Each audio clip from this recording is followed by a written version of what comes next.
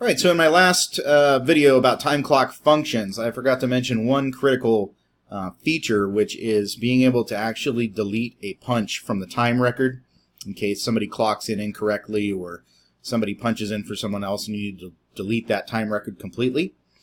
So we're going to go back into Manager menu, because this is a management function, time clock, and I'm going to set up my range to bring up the punches I did for John Smith in the last video. Make sure I select my user, and again, very critical, I advance the day one day further than I'm looking for. I'm looking for up to the 23rd, but I put it in the 24th just so I could capture everything in that range. I'm going to click Search Range, and here we have the two punches. Now, I created this punch from scratch. I want to get rid of this punch completely and delete this punch. No problem. Click on it. You can use these when you mouse over or when you use your finger. You'll see this little X appear. Just go ahead and X all these out on all these entries.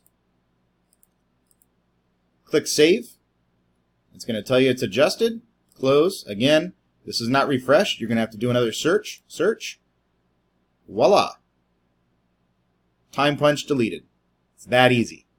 Hope this helps. See you in the next video.